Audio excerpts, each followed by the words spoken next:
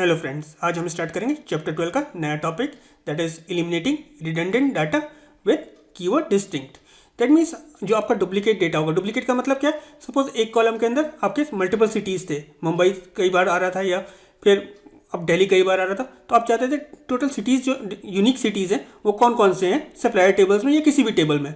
तो उस कंडीशन में आप कौन से कीवर्ड का यूज़ करेंगे? दैट इज डिस्टिंक्ट कीवर्ड का यूज़ करेंगे। डिस्टिंक्ट कीवर्ड क्या करता है कि वो डुप्लीकेट डेटा को डिस्प्ले नहीं करता है, सिर्फ जो भी कॉलम के अंदर वैल्यूज़ है उसकी वैल्यूज़ को एक, अगर सपोज दिल्ली या मुंबई 5 बार आ रहा था तो वो सिर्फ दिल्ली को कितनी बार डिस्प्ले करेगा? एक बार डिस्प्ले करेगा। अगर आपके कॉलम के अंदर मल्टीपल नल वैल्यूज़ थी तो उस कंडीशन में सिर्फ वो नल वैल्यू की भी एक रो डिस्प्ले करेगा। एग्जाम्पल के तौर पर देख लेते हैं, एग्जाम्पल्स हमारे पास कौन कौन से।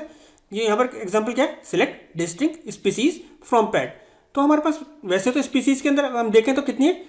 9 रोज आ रही हैं। तो कैट हमारा 2 बार है, डॉग हमारा 3 बार है, बर्ड हमारा 2 बार है, स्नेक 1 बार है और हैमस्टर हमारा 1 बार है। अगर हम क्या देते हैं सिलेक्ट डिस्टिंक्ट स्पीसीज फ्रॉम पेट तो क्या आएगा? एक बार कैट आ रहा है, एक बार डॉग आ रहा है, बर्ड आ रहा है, स्नेक आ रहा है और हैमस्टर आ रहा है। अगर हम लिखते हैं select from all rows, that means all keyword का यूज़ करते हैं। तो जैसे हम जो सिंपल क्वेरीज में कर रहे थे सिलेक्ट स्टार फ्रॉम टेबल का नाम दे रहे थे, तो उस कंडीशन में क्या रहता? तो सेम आपका दैट मीन्स सारी जो कॉलम की वैल्यूज़ थी वो डिस्प्ले हो रही थी। वैसे यहाँ पर सिर्फ क्या होगा, उस कॉलम के अंदर जितनी होंगी वैल्यूज़ वो डिस्प्ले हो जाएंगी।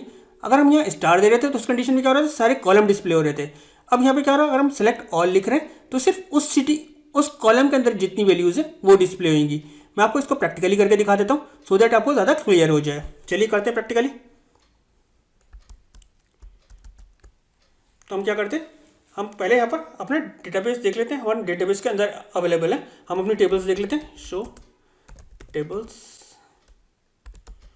तो हमारे पास पेट नाम की टेबल है। यहाँ पर पहले मैं आपको सारे रिकॉर्ड्स डिस्प्ले करा देता हूँ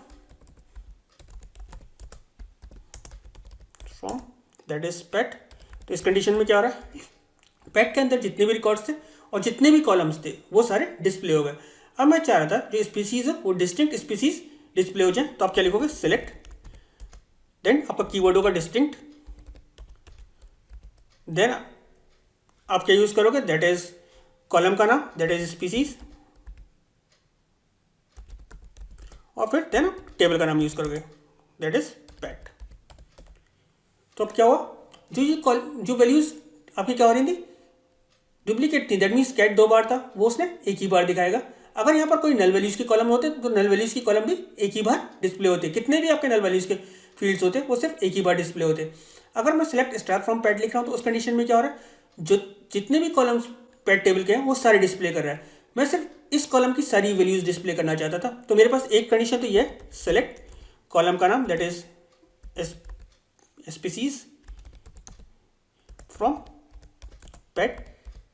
एक कंडीशन तो मैं ये यूज कर सकता था। दूसरा मेरे पास क्या है? Select all species from PAT. तो ऑल कीवर्ड क्या करता है? उस कॉलम से सारी वैल्यूज रिट्राइव करता है। डिस्टिंक्ट कीवर्ड क्या करता है? जो डुप्लीकेट वैल्यूज होती है उनको डिस्प्ले नहीं करता, सिर्फ क्या करता है? जो यहाँ पर कैट फर्स्ट टाइम मिला होगा उसने वो कैट ये वाली रो ली होगी।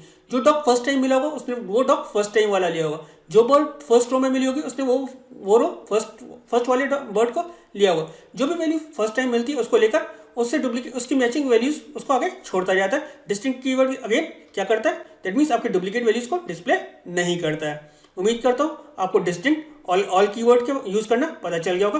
फिर भी अगर कोई डाउट हो तो प्लीज़ कमेंट सेक्शन में लिखिए, मैं कोशिश करूँगा आपके डाउट्स को क्लियर करने की और आपके कमेंट्स का रिप्लाई करने की। Thank you.